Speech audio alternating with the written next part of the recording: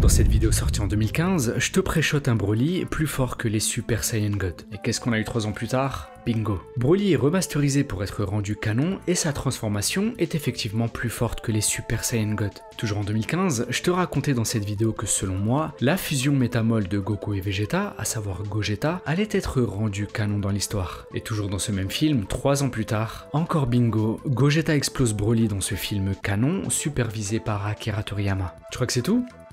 Dans cette vidéo sortie en 2016, je te présentais le lore des Kaioshin, leur origine, la façon dont ils naissaient, l'existence du Makai et leur potentiel en tant qu'antagoniste. J'avais basé ma réflexion sur un guide lié à l'histoire sorti en 2009, le Super Exciting Guide. Et encore une fois, bingo. Quelques mois plus tard, on a eu l'antagoniste Zamasu, et 8 ans plus tard, dans Dragon Ball Daima, on a eu cette race finalement exploitée par Toriyama avec des éléments du Super Exciting Guide. Mais c'est pas tout. En 2015, toujours dans cette vidéo, j'évoquais aussi le fait que selon moi, Dragon Ball Super suivait un schéma narratif calqué sur celui de Dragon Ball GT. De nouvelles Dragon Balls dans GT, de la même manière que dans Dragon Ball Super, une nouvelle transformation offrant un nouvel horizon dans Dragon Ball GT, Saiyan et Ozaru, une nouvelle transformation offrant un nouvel horizon dans Dragon Ball Super, Saiyan et Divinité. Un ennemi possédant le corps de Vegeta en parallèle d'un ennemi prenant le corps de Goku. Et quelle ne fut pas ma surprise, en réalité j'étais pas du tout surpris, quand Goku et ses alliés ont été transformés en enfants et que le Super Saiyan 4 de Dragon Ball GT a lui aussi été exploité et remasterisé par Akira Toriyama dans Dragon Ball Daima. Et si je vous raconte tout ça aujourd'hui, c'est pas pour bomber, sinon je l'aurais fait au moment où ces éléments sont devenus canon dans la série. Non, c'est simplement pour 2 choses. Premièrement, vous rappeler une citation de Lavoisier. Rien ne se perd, rien ne se crée,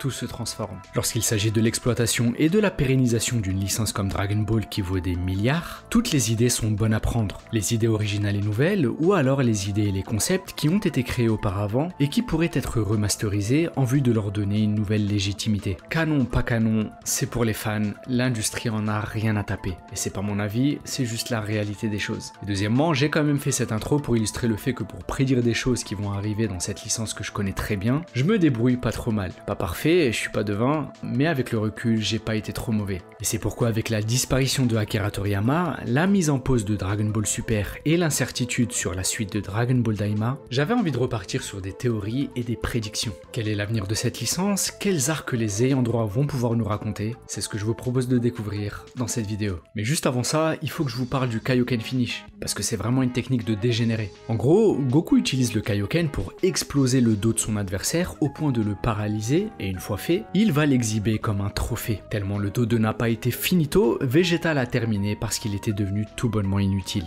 Et cette scène nous prouve qu'avoir un dos en bonne santé, ça peut éviter bien des soucis. Justement, tu peux préserver ton dos avec Flexispot, le partenaire de cette vidéo. Si comme moi tu passes la journée assis derrière ton écran, tu connais sûrement le combo dos raide et cervical qui tire. Et en vrai le secret c'est de bouger, d'alterner les positions et les hauteurs. Ça fait presque 2 ans que je travaille sur un bureau Flexispot et là ils m'ont envoyé la version au-dessus, le bureau E7 Pro et la chaise ergonomique C7, 2 produits qui sont pensés pour protéger ton dos et limiter ta fatigue. Le E7 Pro te permet de régler ta position de travail de 63 à 128 cm tout en étant super stable grâce à ses pieds en forme de C. Ces 2 moteurs permettent une montée très rapide et peuvent supporter une charge jusqu'à 160 kg. Tu peux y mettre tout ton setup ou même monter dessus, bref, ce que tu veux. Il est muni d'un panneau LED à mémoire de position avec un port USB-C qui te permet de recharger tes appareils. Le tout est super silencieux, on l'entendra même pas monter ou descendre dans la pièce à côté. Évidemment, t'as également tout ce qu'il faut pour ranger tes câbles très facilement et avec un bon maintien grâce à son couvercle magnétique. Pour compléter le setup, la chaise C7 s'adapte vraiment à toi quand t'es assis. Tu peux régler la hauteur, la profondeur, les accoudoirs, l'inclinaison, tout en supportant tes cervicales et tes lombaires pour travailler en toute sérénité ou juste te détendre. Le bureau est garanti 10 ans et la chaise est garantie 5 ans. En plus, tu peux les tester pendant 60 jours. Donc si tu veux réduire ta fatigue physique et mentale quand tu travailles, n'hésite pas à te rendre sur le site de Flexispot, les liens sont dans la description. Merci à vous, merci à Flexispot, revenons-en maintenant à Dragon Ball. Pour maintenir l'intérêt autour de la licence Dragon Ball, on a pu voir que les ayants droit ont opté pour une double stratégie. La première était de jouer sur les éléments de nostalgie pour reconquérir les anciens fans, et la deuxième était de réutiliser des éléments qui avaient bien fonctionné à l'époque et qui pourraient parler aux plus jeunes afin d'acquérir de nouveaux spectateurs. Et en fait aujourd'hui, on arrive à un stade où ils ont quasiment épuisé leur stock d'éléments scénaristiques qu'ont connu les fans de la première heure pour le côté nostalgie et qui pourraient tout autant intéresser les nouvelles générations. Je vous en donne quelques exemples. Les Dragon Balls étaient l'élément central de l'histoire l'histoire dans la première partie de l'œuvre et ce concept a été réutilisé pour Dragon Ball GT, dans Dragon Ball Super et tout récemment dans Dragon Ball Daima. Dans Dragon Ball Z, on a eu 3 antagonistes majeurs, Freezer, Cell et Majin Buu. Concernant Freezer, on a déjà pu le voir réexploité à l'époque avec son apparition dans des fillers de la série animée, dans le film Fusion, dans Dragon Ball GT et récemment dans Dragon Ball Super. Et à ça, on peut même rajouter l'exploitation de Cooler, son frère, dans 2 films de la série. Pour Cell, son apparition à l'époque faisait déjà écho à l'arc de l'armée du ruban rouge de la première partie. On a ensuite, comme Freezer, pu le voir dans des fillers de Dragon Ball Z, dans Dragon Ball GT, jusqu'à le voir être réintroduit dans le dernier film Dragon Ball Super par l'intermédiaire de Cell Max, film qui en a d'ailleurs remis une couche sur l'armée du ruban rouge et surtout sur la hype nostalgique de la transformation de Gohan en Super Saiyan 2 avec Gohan Beast. Quant à Majin Buu, il a quand même été pas mal exploité dans Dragon Ball GT et Dragon Ball Daima s'est chargé d'approfondir son histoire et plus globalement le lore des Majin. Du coup, qu'est-ce qui reste en stock pour la suite? Eh bien, laisse-moi te donner 5 arcs qui pour moi feront partie des prochains développements de la licence, avec à chaque fois un pourcentage de probabilité d'arrivée, du moins probable au plus probable. C'est parti.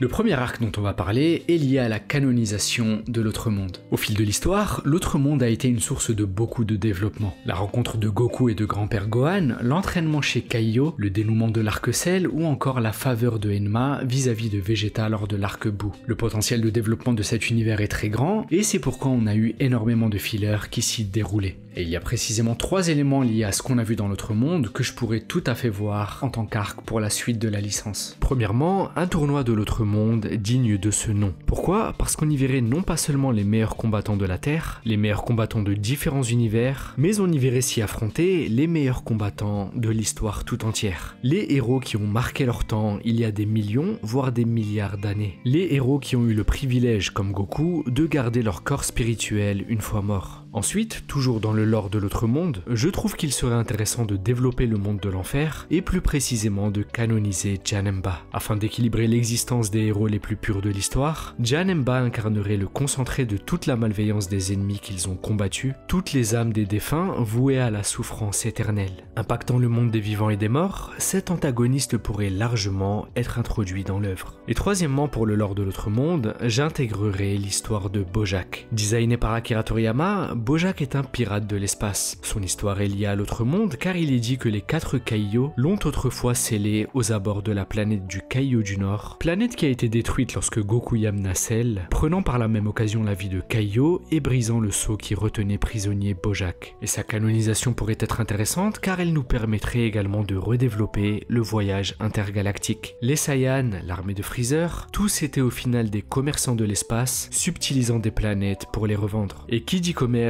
dit bien souvent piraterie. C'est donc là que l'histoire de Bojack prendrait tout son sens, car elle permettrait de développer tout un pan de scénario qui a été trop peu abordé jusque maintenant. Et comme nous l'avons vu dans le film, Bojack était un ennemi très puissant qui a nécessité la force de Gohan Super Saiyan 2, à savoir la plus grande force qui existait dans l'histoire principale à ce moment, pour être défait. Son personnage ferait donc un parfait candidat pour un antagoniste redoutable dans un arc original. Donc maintenant, selon moi, quelle est la probabilité qu'on exploite le lore de l'Autre Monde pour les prochains arcs? Eh bien je dirais 50% car ça suppose quand même que nos héros soient morts, ce qui semble difficilement se profiler quand on voit que les séries deviennent de plus en plus lisses, mais sait-on jamais, dis-moi ce que t'en penses en commentaire.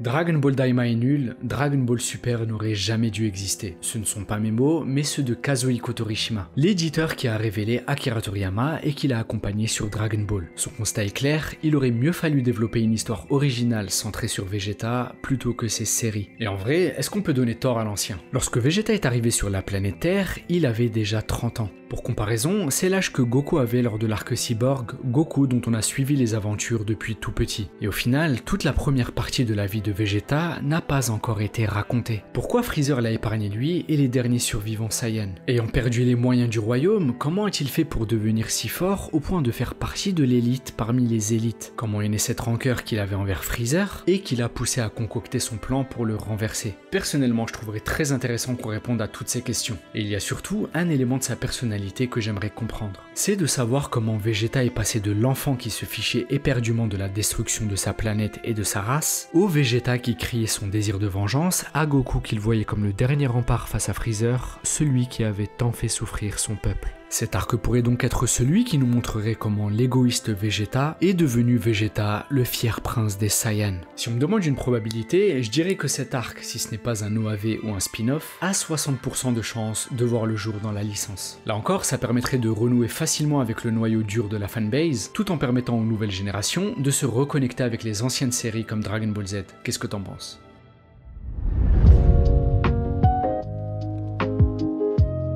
Piccolo était le personnage préféré d'Akira Toriyama, mais c'est pas tout. C'est aussi le personnage préféré d'Akio Yoku, qui est juste le producteur des adaptations animées Dragon Ball. Il fait notamment partie des décideurs qui ont remis Piccolo au centre de l'histoire dans le film Dragon Ball Super Super Hero, en poussant sa nouvelle transformation, Orange Piccolo. Et ce nouvel élan avait un seul but, réduire l'écart de puissance entre Piccolo et les autres guerriers, ce qui permettra davantage de l'utiliser à l'avenir. On l'a vu dans Dragon Ball Daima, l'histoire des Namek a été approfondie, puisqu'on y apprenait qu'à l'origine, cette race appartenait au Makai, le royaume des démons. Et puisque Piccolo atteint une si grande force, on pourrait très bien imaginer un arc où un Namek démoniaque à la force redoutable viendrait s'opposer aux guerriers, poussant définitivement Piccolo sur le devant de la scène. Et si tu as reconnu dans ce que je dis le film 4 de Dragon Ball Z qui mettait en scène Slug, un Namek malfaisant, c'est normal et c'est voulu. Là aussi, on pourrait avoir une remasterisation de cet antagoniste ou d'un autre qui lui serait similaire, afin d'exploiter Piccolo plutôt qu'une nouvelle fois les Saiyans. Et pour cet arc, je mettrais une probabilité de 70% parce que les ayants droit actuels affectionnent tout particulièrement le personnage. Donc pour ceux qui s'inquiétaient de ne plus voir Piccolo aura farmé dans les films, vous inquiétez pas, ça devrait continuer à l'avenir.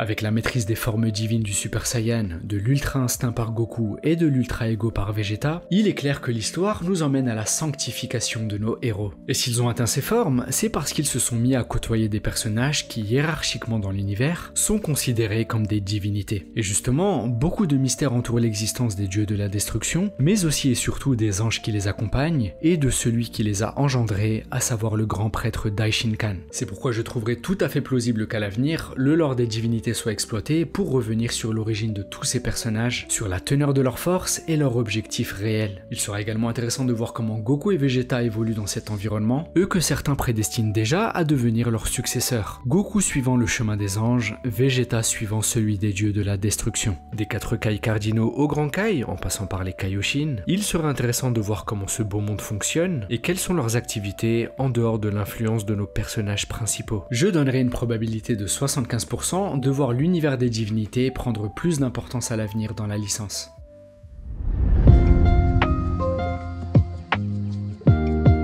Avant de parler du dernier arc, je voulais faire une mention spéciale à la première partie de Dragon Ball. L'introduction du film Dragon Ball Super Super Hero nous a donné un aperçu de ce à quoi pourrait ressembler une remasterisation de cette série, et franchement ce serait ultra lourd. La recherche des Dragon Balls, l'armée du ruban rouge, le Tenkaichi Budokai, l'arc Piccolo Daimao et le combat final contre Piccolo, s'il y a la même qualité de production que pour Dragon Ball Daima, ce nouvel animé serait une pure masterclass qui se hisserait rapidement dans le top des animés les plus regardés et qui permettrait là aussi d'acquérir un tout nouveau public tout en séduisant les plus anciens. Et je pense que là, on peut partir sur un solide 80% qu'une remasterisation de Dragon Ball ait lieu un jour. Mais en attendant, si tu veux que je t'en fasse un résumé comme j'ai fait pour Dragon Ball Z, mets-moi ça en commentaire.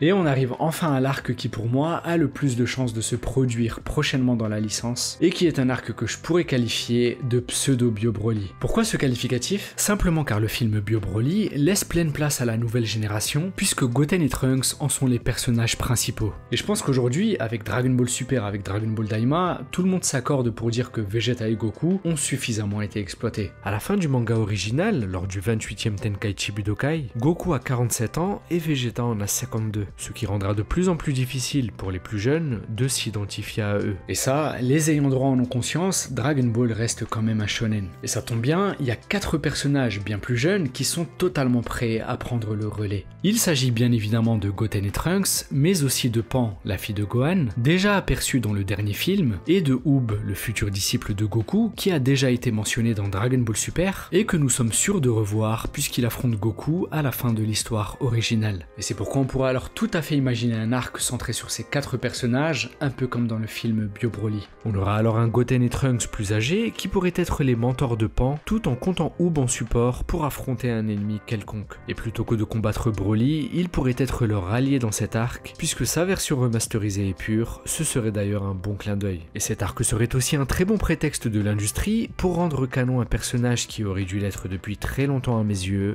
Gotenks adulte. Et je ne parle pas d'un Gotenks frauduleux comme on a pu le voir dans le dernier film, mais bien d'un Gotenks pleine puissance qui serait celui qui apporterait le dénouement à l'arc. Et puisque dans l'histoire principale, on a pu voir Goten et Trunks admiratifs du Super Saiyan 3 de Goku au point de tout faire pour l'atteindre grâce à la fusion, j'ai envie d'imaginer qu'ils vont réitérer l'opération en atteignant une nouvelle fois sa dernière transformation en date. Tu l'as bien compris, je préchote que dans cet arc, on aura droit à un Gotenks Super Saiyan 4. Et comme on constate que chacun des Saiyans est en train de suivre son propre chemin d'évolution, cette forme permettrait à Goten et Trunks de se différencier à deux en suivant la leur. Pour moi, la probabilité de voir un tel arc pour la suite est de 90%.